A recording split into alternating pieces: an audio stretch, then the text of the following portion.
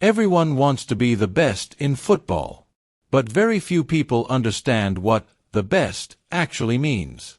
It doesn't mean the most talented. It doesn't mean the flashiest highlights. And it definitely doesn't mean the loudest confidence. Being the best is about building a level of consistency that survives pressure, criticism, setbacks, and time. Most players chase moments. The best players build systems. They don't rely on motivation. They don't rely on form. They rely on habits that show up every day, whether they feel good or not. Becoming the best isn't about doing something extraordinary once. It's about doing ordinary things at an elite level for years.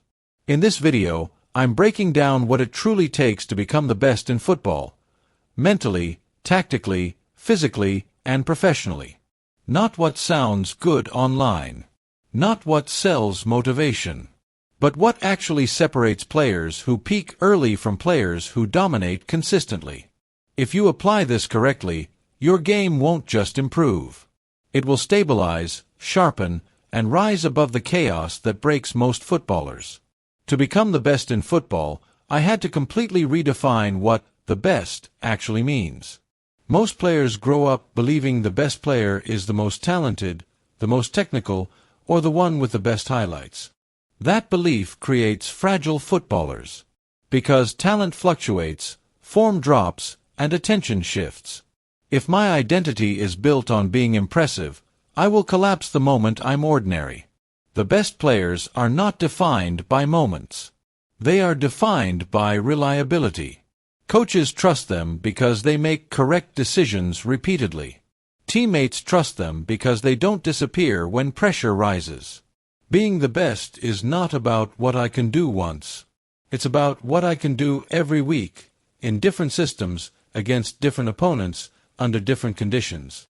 Another major shift is understanding that being the best is mostly invisible. The fundamentals decide matches far more often than flair. Scanning before receiving.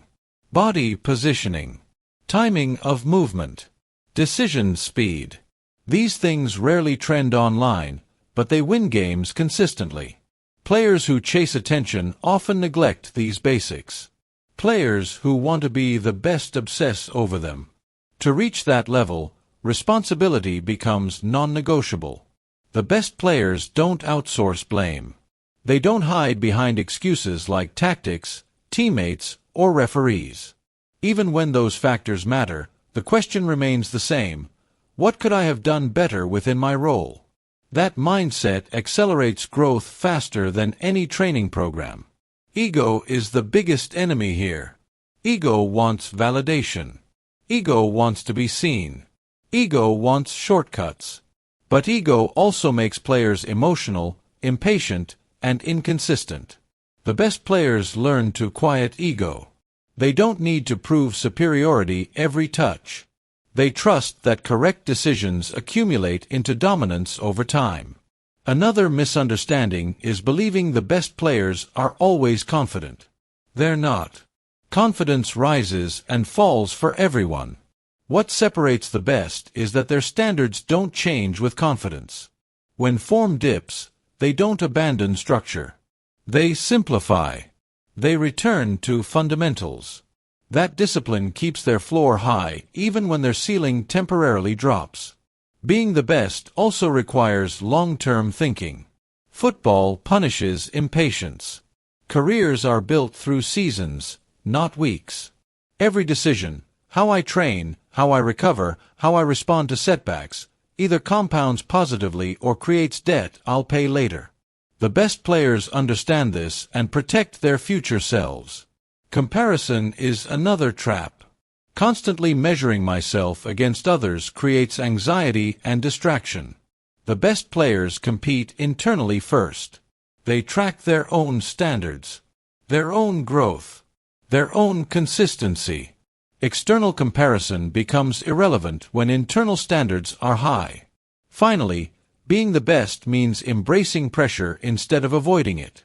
Pressure is not an enemy. It's proof that performance matters. The best players don't panic under pressure because they've prepared systems that hold up when emotion rises. They don't rely on feeling good. They rely on habits. Becoming the best in football starts here, with a stable definition of greatness. Not hype. Not moments. Not opinion. But standards, consistency, and responsibility repeated relentlessly. Most players talk about discipline as if it's something you're either born with or not. That belief quietly destroys potential. Discipline is not a personality trait. It's a system.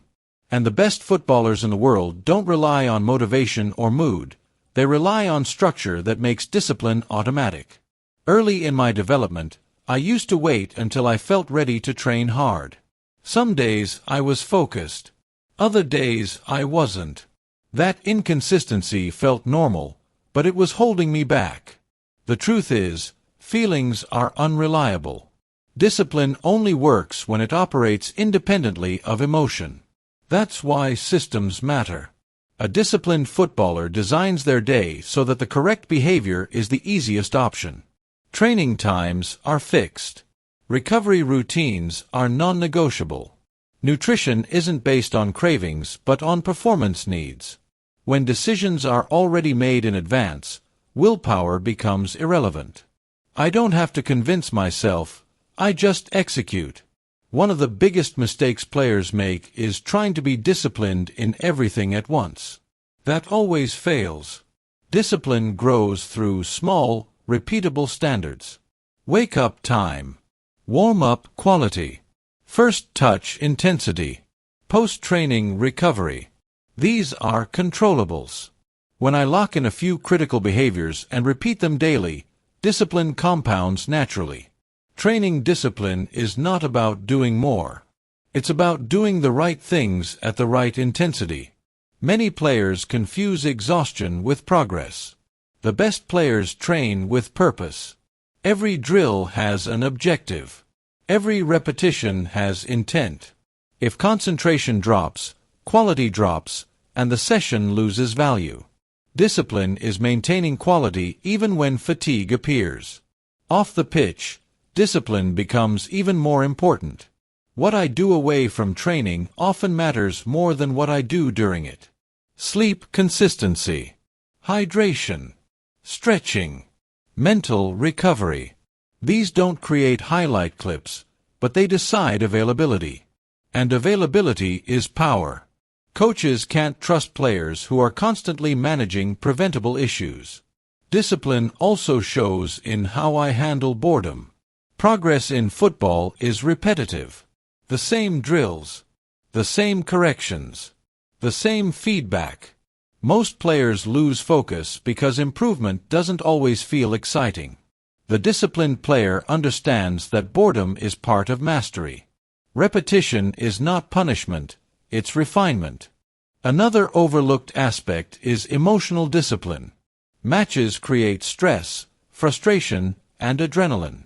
Undisciplined players let emotions hijack decisions. They force passes. They chase moments. They argue instead of resetting. Disciplined players regulate emotion quickly. One mistake does not become two. One bad decision does not spiral into a bad performance. This is where routines matter most. Pre-match routines stabilize nerves. In-game cues reset focus. Post-match routines prevent emotional hangovers. When systems exist, chaos loses control. Discipline becomes protection, not restriction. Importantly, discipline does not mean rigidity. The best players adapt within structure. If a coach changes tactics, disciplined players adjust faster because their fundamentals are solid. Structure creates freedom. Without it, creativity collapses under pressure. Finally, discipline requires honesty. I must be willing to assess myself without excuses. Did I prepare properly? Did I recover correctly? Did I respect the process today? Self-deception is the enemy of discipline. Growth only happens when truth is faced consistently. Extreme discipline in football is not about intensity spikes. It's about stability. Systems that function on bad days. Habits that survive pressure. Standards that don't negotiate with comfort. That's how discipline stops being something I chase and becomes something I live. Physical discipline gets you noticed. Mental discipline is what keeps you there. Most footballers train their bodies relentlessly but leave their minds untrained. That gap shows up under pressure. Big matches. Missed chances. Mistakes that echo louder than applause. Mental discipline is the ability to stay sharp when the game tries to pull you apart. Early on, I learned that talent doesn't disappear under pressure. Focus does. When emotions spike, decision-making drops. That's why mental discipline isn't about staying calm all the time. It's about regaining control quickly when chaos hits. One of the first mental battles is self-talk. The voice in my head is either my greatest weapon or my biggest liability. After a bad touch or missed pass, undisciplined players spiral internally. They replay mistakes. They hesitate. They play safe out of fear. Disciplined players acknowledge the error and move on immediately. No emotional attachment. No ego defense. Just reset. That reset ability is trained, not natural. I train it the same way I train passing or shooting, through repetition. After every mistake in training, I force a cue, a deep breath, a keyword, a physical action. That cue tells my brain, next action matters more than the last. Over time, that response becomes automatic. Another critical area is focus discipline. Football is a game of constant distractions, crowd noise, opponents, referees, scorelines. Losing focus for 5 seconds is enough to concede or miss an opportunity. Disciplined players learn how to narrow attention. I focus on simple anchors, positioning, scanning, spacing, communication. When my attention is anchored, external noise fades. Visualization plays a powerful role here. Before matches, I mentally rehearse scenarios, pressing under fatigue, receiving the ball under pressure, finishing with defenders closing in. When those moments happen in real life, my brain recognizes them. Pressure feels familiar instead of threatening. Mental discipline also shows in patience. Not every game is about shining. Sometimes the role is to run, cover, hold shape, and wait. Undisciplined players force impact because they fear being invisible. Disciplined players understand that value isn't always loud. Impact often comes from doing the unglamorous work consistently. Handling setbacks is another defining test. Injuries. Being benched. Bad form. These moments break players who rely on external validation.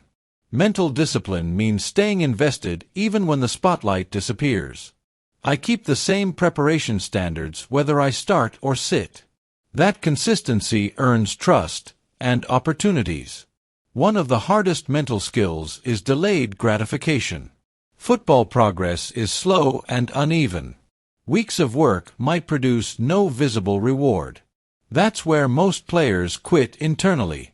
Disciplined players keep showing up without guarantees. They trust accumulation over immediacy.